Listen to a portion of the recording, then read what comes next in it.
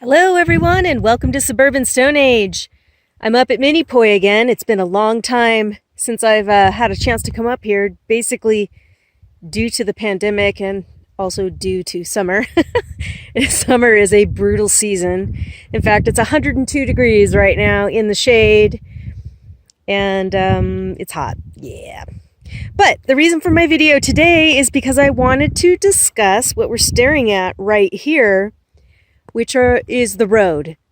And by the road, I really mean access to your property.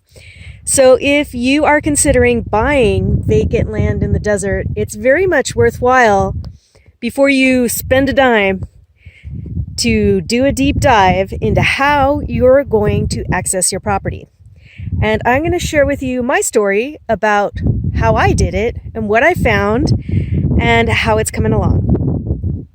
So my property here, when I was researching this plot of land, my property here is surrounded on almost all sides by BLM. That's the Bureau of Land Management property. It's federal land. The public can access it.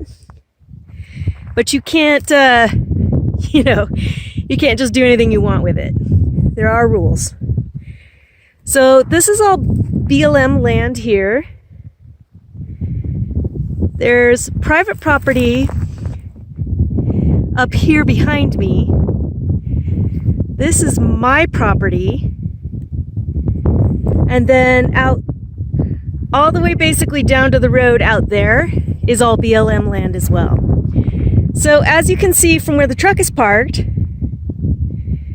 the road comes from the main highway, cuts across BLM land, and this road was existing before I bought the property.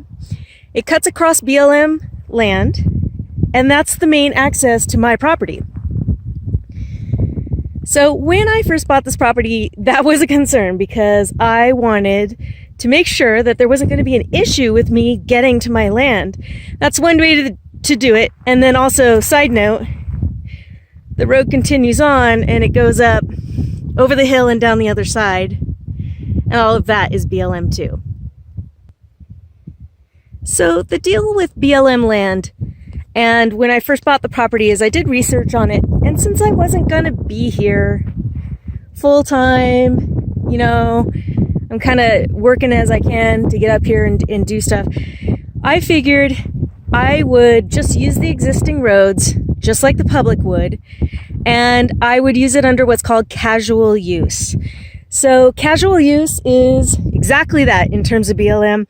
The public, American public, has the right to do that. You have right to access the roads. You have rights to, travel the property. And, that's legal.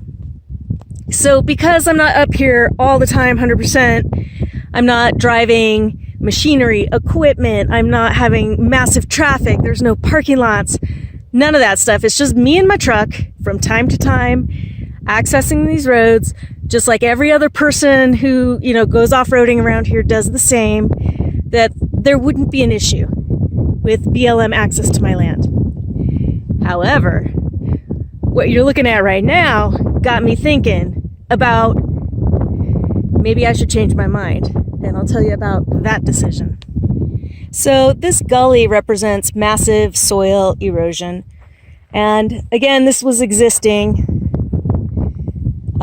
People have been here for 60 years plus, driving all over these roads and not maintaining them. The BLM, they don't maintain the roads. It's public, but you can't maintain them either because you're not allowed. So I really got to thinking hard about that. And what I see here is, first of all, it's blocking access of a good road to my property. I could have used this road, but I can't now because it's washed out. Folks have since gone around, and this is only in the last year, but they've carved this other road to bypass it. And that's okay. But that road wasn't there when I first got here. So yes, it's soil erosion, it's water drainage, and that means two things. It means, one, I'm vulnerable to have the access to my land cut off by this same sort of erosion. Fortunately, the roads that I use I have a couple different options to get to my property, but it could very easily get eroded out like this, and I would be out of luck and technically unable to take action to repair it. And then second of all, the light bulb really came on when I realized that if I have the power to maintain the road, I have the power to control the runoff. And if I control the runoff, I can influence that little bit of water to maybe go where I want it to. Maybe, you know, water a few extra little trees on my property or whatnot. So it suddenly became an issue that made sense to me that maybe I do want to talk to the BLM and start the process of what's called the right-of-way. The wind is picking up, so I apologize. All right, so the right-of-way is this. You have to go, in order to be able to maintain a road and have legal access to that road over federal lands, you have to fill out paperwork with the BLM and explain why you want to do this and what benefit to the public it's going to provide and what the impacts will be. And I did it. It's like a 3-page document. It asks for some details, so get prepared to do some paperwork. But then at the end, what they want to see is they will categorize your land under a certain schedule, depending on the use that they define. And then what they're going to do is they're going to send their people out here to survey what you've requested. And I requested this whole road. So from the main road there, all the way up, down over the saddle, and down to the other side. I requested to be able to maintain all of that so that there, you know, even if one road got washed out, I'd have options, blah, blah, blah. I just figured better safe than sorry.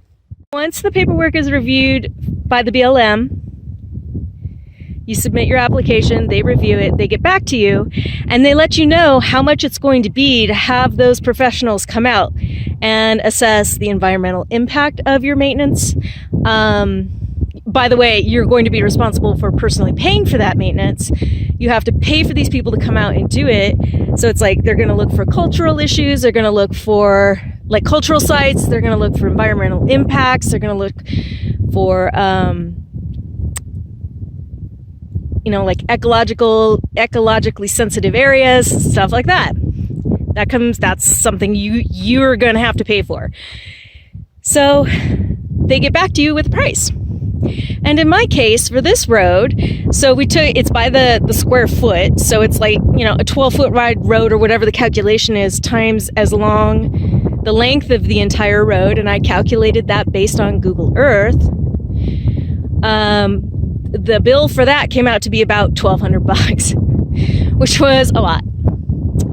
But eventually, especially once I got to seeing what erosion could do and that I'd be able to control it and also be able to control the runoff, I went ahead and I invested in that, because at the end of the day, I never wanted anybody to be able to tell me I couldn't get to my own property. So what this $1,200 buys me is the labor to have these people come out, do the assessment. Hopefully that passes. I fully expect that it will.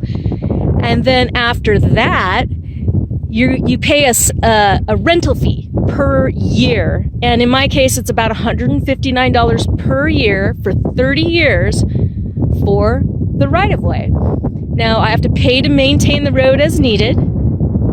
That shouldn't be too much. And I have a vested interest in that because I'd like to be able to maybe bring my own bigger trailer up here, and it's impassable that way, or have family up. So if I maintain the roads, I can have it the way that I want. If the road is washed out, I can maintain it the way that I want. And, you know, it was just a good investment. And then, like I say, also being able to influence the runoff, maybe pick up a little extra water coming to my property for some projects and trees and such. So that's where that stands. I bought the right, or I'm in the process of buying the right. I put in the money in like May, and I I literally have ants in my pants! Ah! Hold on! Okay, so yeah, I'm never gonna film a video by an ant hill again. Oh, this is gonna hurt all night. I have several of these harvester ant bites, like on my butt. Oh god, it hurts. Anyway, where were we? We were walking away from this anthill and then never filming here again is where we were. I'll be right back. All right, so anyway, that's the scoop. That's the deal with right away. It's a fee to have the people come out and assess it, and you have to pay for maintenance, and you pay a small fee annually for the privilege to keep it for 30 years. And that's that. But to me, it was worth it. It's one of those intangible assets that gave me peace of mind that no matter what I built or did from here on out, like I say, nobody could block me, even beyond the scope of casual use. Nobody could block me from accessing my property. And also, I couldn't get washed out. So there you have it. Give me a thumbs up if you like this video and found any of the information helpful. Leave a comment if you want to know what it's like to have your butt get bitten by ants. It's really painful. And subscribe if you want to see more videos on buying cheap and vacant land in California and what to do next. Thanks, guys. We'll talk to you soon. Bye-bye.